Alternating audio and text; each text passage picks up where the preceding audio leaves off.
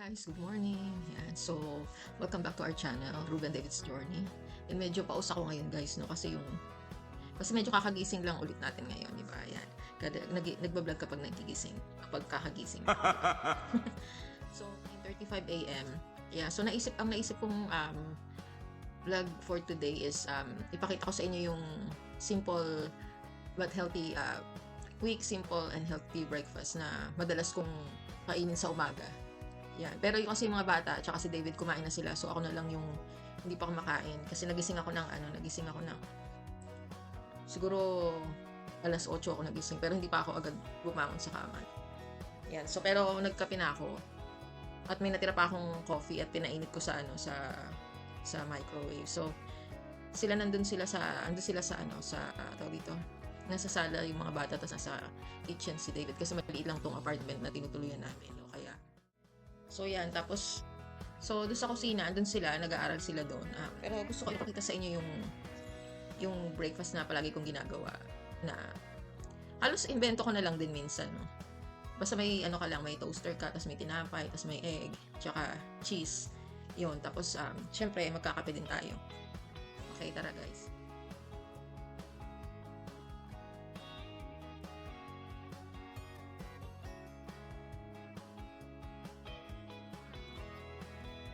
Remain. Be very careful that we're using whatever the name of the CSV file is. Stuff. Skill Times 5. 12 plus 2. Oh, wait, what must you do first? Multiply. Write it down here. Write it down. Write it down. Write it down. I'm gonna have some coffee. Come on, we're making progress. Have coffee there, honey. Where? Who told you to have coffee? You, here. Who told you? Who told you to have coffee? That is so hot and nice. Oh, don't touch on this. Dangerous. It's too much dangerous. Don't upset the white man. The white man. That's the white is. Hindi sila lahat sa computer yan. So yan, toast lang natin tong bread, guys. No, it's white. Toast. Right. Yan, naka-red na siya. Wait lang natin siya ma-toast, no? Wash it down. Siya lang gagawin ko kasi kumain na sila.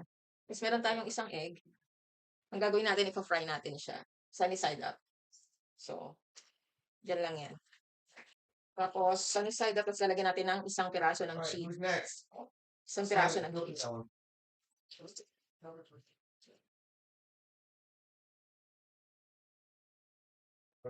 That filtered ones go outside. This one's filtered.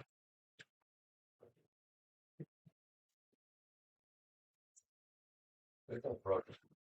We're gonna have one egg and fish breakfast muffin. Oh, breakfast muffins. I like breakfast Well, muffins. you That guys tastes eat too much breakfast already. delicious. Huh? You guys eat breakfast already. Who told you you can put that cheese? That is American white cheese. Oh, no! No, no, baby. This is white cheese.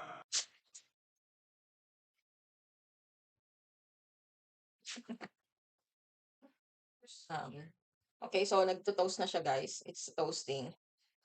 Then, I'm going to make new coffee because David get my coffee. So, yan, naghugas kasi ako kagabi. Ang dami kong hinugasan kagabi, guys. Tapos ngayon, tingnan nyo. Sobrang dami. Nag-uumpisa na naman yan. Hindi ko kasi yung mga bata mautusan minsan dahil nag-aaral sila. So, pag nakapo ko sila sa schooling, hindi ko sila, inuutusang maglinis. Gusto ko mag-aral lang sila. Yan. Pag wala silang ginagawa, yan, inuutusan ko sila, no? Tapos yan, so, ito na yung water natin. This is our water. We will put it in the microwave. What? It will be hot. Did you write it down or what? So, he returned my Gosh, write it down. I don't know if Write he's it going quickly to, and neatly. I'm not Put sure it if here. he's going to still drink this. How? Just write it. Write the problem. Come on. Let's go. Let's do this. Don't play. Pero gagawa na rin tayo sa coffee natin. Okay, come on. Write it down. Yan. You can do it nicely and neatly in the boxes if you want. There you go. That's good. Just calm down. Calmly write it nicely and neatly and professionally. Ay, what's that? Yeah, so toasted na yung bread natin, guys. Pero parang gusto ko parang medyo toasted pa ng konti. So, ibaba ulit natin. Yan. Ibaba ulit natin. Then after this, we will fry the egg. Which one are you writing, David?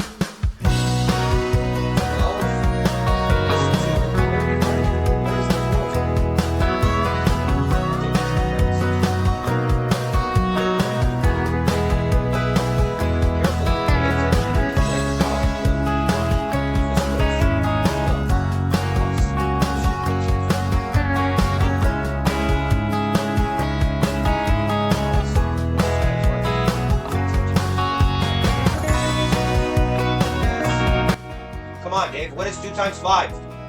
Quickly. 10. 10 plus 5 equals, continue, simplify. 12 plus 10 plus 5. Quickly. As a multiplication. David. Yes.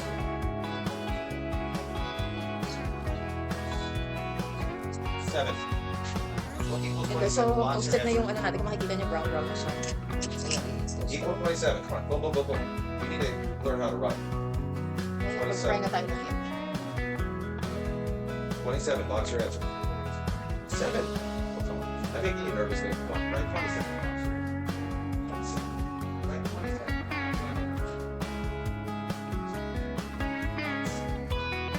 Come on, keep trying. No, now it's the same on the next one. You're on your number 5. Okay, write it down. Just look. Here's how you do it. Write number 5 like that. See this?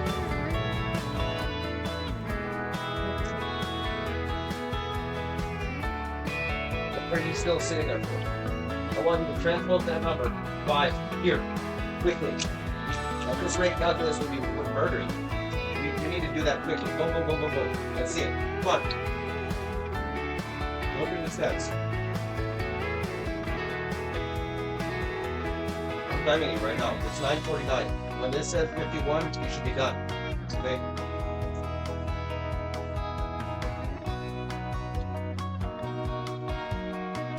Yan guys, so while we're waiting for our egg to cook, pag medyo ano na siya, medyo nagluluto na, pwede na natin ilagay itong ano natin, itong cheese. Yan, sa ibabaw. Just like that. Yan, medyo melt na yung cheese niya, no, guys. Hindi ko na siya inad ng masyado ng, ano, ng salt kasi yung cheese natin is salty na. Ang cheese is salty, guys. Kaya, so, yan. Lalagay natin siya dito. Lalagay natin siya dito. Let's get a spatula.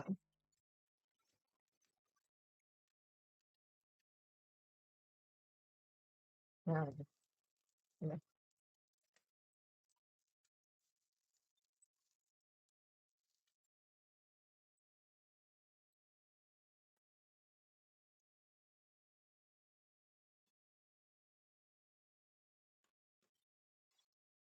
Ganyan lang guys. So, kung makikita nyo.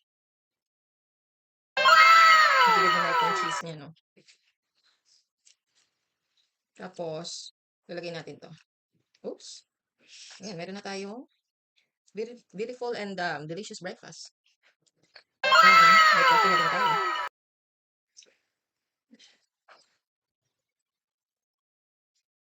Diba? Ganun lang kadali guys. That's super easy. That easy and fast and quick breakfast.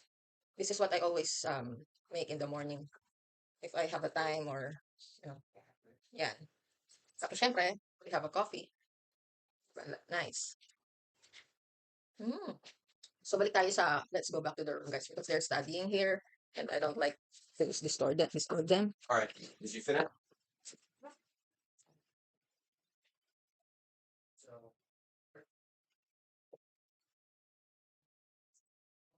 Kita niyo na yung ginawa kong breakfast natin. Simple but delicious breakfast in the morning. Simple lang, di ba? It's very simple and easy. Just toast bread and then make a sunny side up egg and put the cheese on the top while it's cooking. Yeah, ganun lang. It's very simple and easy. So let's eat, guys. So good. And of course, don't forget the salt and pepper, di ba? Parang ano to, yung parang sa tawag dito. Parang sa mga McDonald's, yung mga egg desal, yung mga ganun-ganun. Oh my God.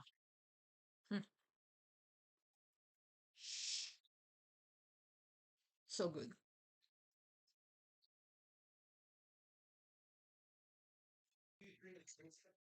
Ayan. Ito lang yung palagi kong ginagawa guys.